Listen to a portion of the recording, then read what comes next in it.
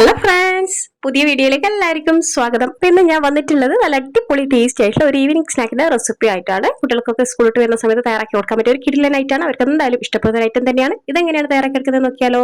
Audio Jungle.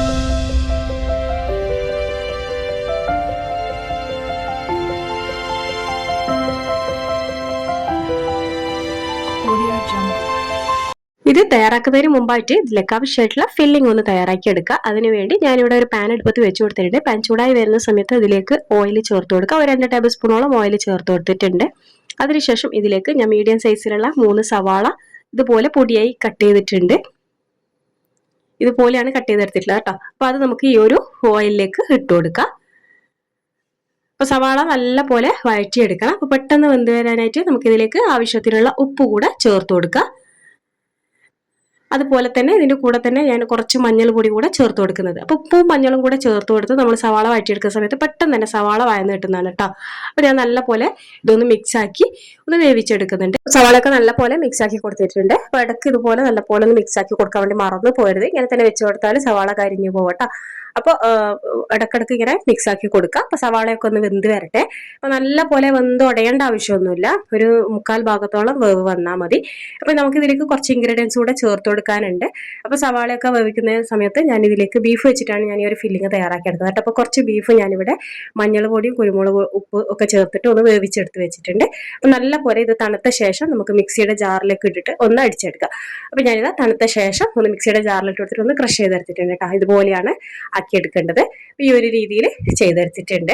അപ്പൊ നമ്മൾ chicken വെച്ചിട്ടാണ് ചെയ്യുന്നതെങ്കിൽ മിക്സിയിലൊന്നും അടിച്ചെടുക്കേണ്ട ആവശ്യമില്ല. കയ്യിൽ വെച്ചൊന്ന് പിച്ചെടുത്താൽ മതി. അപ്പൊ ഇതാ നമ്മുടെ സവാളയൊക്കെ ഒരു 1/4 ഭാഗത്തോളം ഒന്ന് വെന്ത് വന്നിട്ടുണ്ട്. സമയത്ത് ഞാൻ ഇതിലേക്ക് പച്ചമുളക് ചെറുതായത് കട്ട് ചെയ്ത് ചേർത്ത് കൊടുക്കുന്നത്. ഒരു 3 പച്ചമുളക് തന്നെ ചേർത്ത് കൊടുത്തിട്ടുണ്ട്. മുളകിന്റെ എരിവ് നോക്കിയിട്ട് കൂട്ടുകയും കുറക്കൊക്കെ ചെയ്യാട്ടോ. അപ്പൊ ഞാനിവിടെ പച്ചമുളക് കൂടെ ചേർത്തിട്ട് ഒന്ന് നല്ലപോലെ മിക്സ് ആക്കി കൊടുക്കുന്നുണ്ട്. പച്ചമുളകിന്റെ പച്ചമണം മാറി വരുന്നത് വരെ ഒന്ന് വഴറ്റി കൊടുക്കാട്ടോ.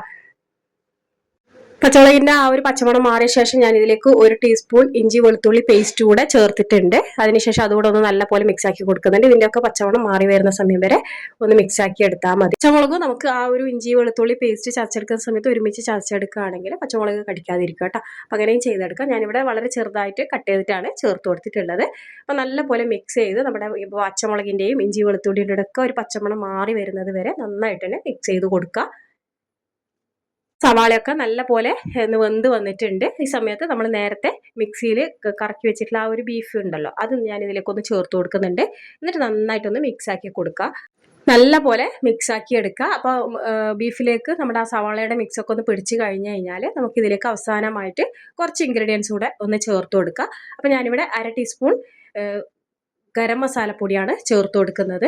അതുപോലെ ഒരു 1/4 ടീസ്പൂൺ കുരുമുളക് പൊടി ചേർത്ത് കൊടുക്കുന്നുണ്ട്. പിന്നെ കുറച്ച് മല്ലിയില ചെറുതായി കട്ട് ചെയ്തിട്ട് അതുകൂടെ ഒന്ന് ചേർത്ത് കൊടുക്കുന്നുണ്ട്. അതിനുശേഷം ഒന്ന് നല്ല പോലെ ഒന്ന് മിക്സ് ആക്കി കൊടുക്കുക. അപ്പം നമ്മളിതൊന്നും ഫ്ലെയിം ഓഫ് ചെയ്യാതെ തന്നെയാണ് ഇത് ചെയ്ത് കൊടുക്കുന്നത് കേട്ടോ. ഇതിപ്പോൾ അവസാനമായിട്ട് ചെയ്തെടുക്കുന്നതാണ്. അപ്പോൾ ഇത് കൂടെ ചെയ്ത് നല്ല പോലെ ഒന്ന് മിക്സ് ആക്കി എടുത്തു കഴിഞ്ഞാൽ നമ്മുടെ ഫില്ലിംഗ് ഇവിടെ റെഡി ആയിട്ടുണ്ട്. ഫില്ലിംഗ് നമുക്ക് അടുപ്പിൽ നിന്ന് മാറ്റാം. ഇതേ അടുപ്പിൽ തന്നെ ഞാനിവിടെ വേറൊരു പാത്രം വെച്ചിട്ടുണ്ട്. അതിലേക്ക് 1 ഗ്ലാസ് വെള്ളം കൂടെ ചേർത്ത് കൊടുത്തിട്ടുണ്ട്. അപ്പോൾ വെള്ളം ഒന്ന് ചൂടായി വരുന്ന സമയത്ത് ഇതിലേക്ക് ഞാൻ ചേർത്ത് കൊടുക്കുന്നത് ഒരു മാഗിയാണ് കേട്ടോ. ചെറിയൊരു പാക്കറ്റ് മാഗിയാണ് ചേർത്ത് കൊടുക്കുന്നത്.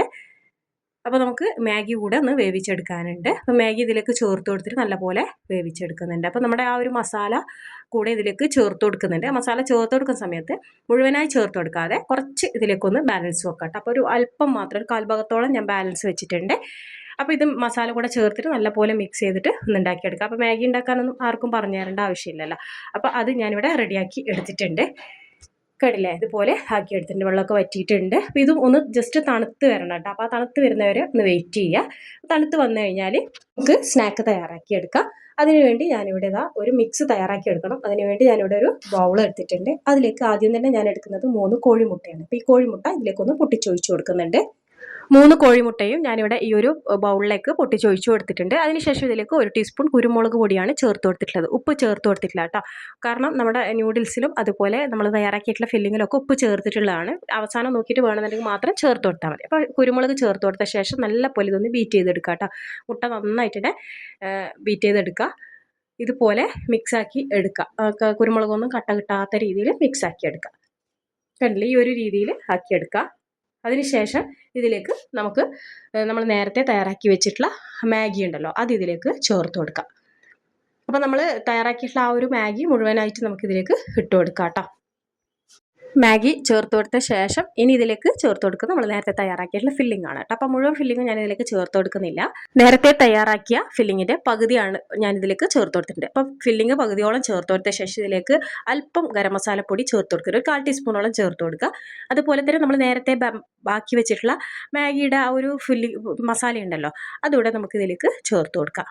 അതിനുശേഷം നന്നായിട്ടൊന്ന് മിക്സാക്കി എടുക്കുക. അപ്പോൾ നല്ലപോലെ മിക്സാക്കി ആ മുട്ടയുടെ മിക്സൊക്കെ നമ്മുടെ ആ ഒരു മാഗിയിലും ആ ഒരു ബീഫിൻ്റെ ആ ഒരു ഫില്ലിങ്ങിലൊക്കെ മിക്സായിട്ട് വരണം കേട്ടോ. അപ്പോൾ ആ ഒരു രീതിയിൽ ഇതുപോലെ ചെയ്തെടുക്കുക. നന്നായിട്ട് തന്നെ മിക്സാക്കി കൊടുക്കുക. അപ്പോൾ മിക്സാക്കുന്നതിനിടയിൽ ഫില്ലിങ് അല്പം കുറവാണെന്ന് തോന്നിയുകൊണ്ട് ഒരു സ്പൂൺ കൂടെ ഫില്ലിങ് ഞാൻ ഇതിലേക്ക് ചേർത്ത് കൊടുത്തിട്ടുണ്ട്. എന്നിട്ട് നന്നായിട്ട് മിക്സാക്കി എടുത്തിട്ടുണ്ട്. ഈ ഒരു രീതിയിലാണ് നമ്മുടെ ഈ ഒരു മിക്സ് വേണ്ടത് കേട്ടോ.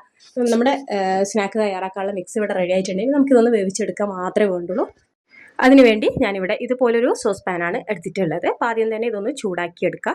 അതിലേക്ക് ഞാനിവിടെ 1 ടീസ്പൂൺ നെയ്യാണ് ചേർത്ത് കൊടുക്കുന്നത്. നിങ്ങൾക്ക് വേണമെന്നുണ്ടെങ്കിൽ സൺഫ്ലവർ ഓയിലും ചേർത്ത് കൊടുക്കാം കേട്ടോ. അപ്പോൾ നെയ്യിലുണ്ടാക്കുമ്പോഴാണ് കുറച്ചുകൂടെ ടേസ്റ്റ് ആയിട്ട് എനിക്ക് തോന്നിയിട്ടുള്ളത്. അപ്പോൾ ഈ സോസ് പാൻ നമുക്ക് ഡയറക്റ്റ് ആയിട്ട് അടുപ്പിൽ വെച്ച് കൊടുക്കുക. ഇതുപോലെ ഒരു അടപ്പോ അല്ലെങ്കിൽ പഴയ ഒരു തവയോ എന്തെങ്കിലും വെച്ചിട്ട് അതിന് മുകളിലായിട്ട് ഈ ഒരു സോസ് പാൻ വെച്ച് കൊടുക്കുക കേട്ടോ. അല്ലാന്നുണ്ടെങ്കിൽ നമ്മുടെ സ്നാക്ക് കരിഞ്ഞു പോകും. അപ്പോൾ നമ്മൾ നെയ്യ് ചേർത്ത് കൊടുത്തിട്ട് ഒന്ന് ചൂടായി വന്നിട്ടുണ്ട്. ഇനി നമുക്ക് നമ്മൾ നേരത്തെ തയ്യാറാക്കി വെച്ചിട്ടുള്ള ആ ഒരു മിക്സ് നമുക്കിതിലേക്കൊന്ന് ഒഴിച്ചു കൊടുക്കാം. ഒഴിച്ചു കൊടുത്ത ശേഷം ഒരു സ്പൂൺ വെച്ചിട്ട് ഒന്ന് നല്ല പോലെ ലെവൽ ചെയ്ത് കൊടുക്കുക. നമ്മൾ ഒഴിച്ചു കൊടുത്തിട്ടുള്ള ആ ഒരു പാത്രത്തിൻ്റെ സൈസിന് കണക്കായിട്ട് ഇതൊന്ന് നല്ല പോലെ റൗണ്ട് ഷേപ്പിലൊന്ന് ലെവൽ ചെയ്തെടുത്തിട്ടുണ്ട്, കണ്ടില്ല. ഇനി ഇതിന് മുകളിലേക്ക് അല്പം മല്ലിയില കട്ട് ചെയ്തത് കൂടെ ചേർത്ത് കൊടുക്കുന്നത് നിർബന്ധമില്ല, ഇതൊരു ഭംഗിക്ക് വേണ്ടി മാത്രം ചേർത്ത് കൊടുത്തിട്ടുള്ളതാണ്. ഇനി നമുക്കിത് അടച്ച് വെച്ച് വേവിച്ചെടുക്കാം. ഒരു 15 മിനിറ്റൊക്കെ കഴിയുമ്പോഴേക്കന്നെ ഇത് നല്ലപോലെ റെഡിയായി വരുന്നതാണ്. മീഡിയം ഫ്ലെയിമിൽ വെക്കാൻ വേണ്ടി ശ്രദ്ധിക്കണേ, അല്ലാന്നുണ്ടെങ്കിൽ സ്നാക്ക് കരിഞ്ഞു പോകും.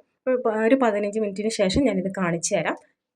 ഫില്ലിംഗ് ഒക്കെ ആദ്യമേ നമ്മൾ തയ്യാറാക്കി വെക്കുകയാണെങ്കിൽ വളരെ എളുപ്പത്തിൽ നമുക്ക് കുട്ടികൾ സ്കൂളിട്ട് വരുന്ന സമയം കൊണ്ട് തയ്യാറാക്കി കൊടുക്കാൻ പറ്റിയ ഒരു അടിപൊളി ടേസ്റ്റി ആയിട്ടുള്ള സ്നാക്കാണ്. നൂഡിൽസൊക്കെ നമ്മൾ ഇതുപോലെ തയ്യാറാക്കി കൊടുക്കുന്നതിന് പകരം മുട്ടയൊക്കെ ചേർത്ത് അതുപോലെ നമ്മുടെ ഇതിൻ്റെ കൂടെ ബീഫ് അല്ലെങ്കിൽ ചിക്കനൊക്കെ ചേർത്ത് തയ്യാറാക്കി കൊടുക്കുമ്പോൾ നല്ല അടിപൊളി ടേസ്റ്റ് ആയിരിക്കും കേട്ടോ. അപ്പോൾ ഇതിൻ്റെ മേൽഭാഗം റെഡിയായ ശേഷം ഞാനിവിടെ ഒരു പ്ലേറ്റിലേക്ക് മാറ്റി കൊടുത്തിട്ടുണ്ട്. അല്ല അടിയൊന്നും കരിഞ്ഞിട്ടുണ്ടായിട്ടില്ല. പിന്നെ ഇതുപോലെയാണ് നമ്മുടെ സ്നാക്ക് ഉള്ളത്. അപ്പോൾ ഞാനിതൊന്ന് കട്ട് ചെയ്ത് കാണിച്ചു തരാം. അപ്പോൾ നല്ല അടിപൊളി ടേസ്റ്റാണ് കേട്ടോ. അപ്പോൾ ഒരു തവണയെങ്കിലും ഇതുപോലെ ഒന്ന് തയ്യാറാക്കി നോക്കണേ. അപ്പോൾ നിങ്ങൾക്കെല്ലാവർക്കും ഈ ഒരു കുഞ്ഞു വീഡിയോ ഇഷ്ടപ്പെട്ടു എന്ന് വിചാരിക്കുന്നു. ഇഷ്ടപ്പെട്ടാൽ ലൈക്ക് ചെയ്യാനും കമൻറ്റ് ചെയ്യാനും ഷെയർ ചെയ്യാനും ഒന്നും മറക്കരുത്. ചാനൽ ആദ്യമായി കാണുന്നവരുണ്ടെങ്കിൽ ഒന്ന് സബ്സ്ക്രൈബ് ചെയ്ത് സപ്പോർട്ട് ചെയ്യാനും മറക്കരുത്. അപ്പോൾ അടുത്ത നല്ലൊരു വീഡിയോയുമായി കാണാം. അതുവരേക്കും ബൈ.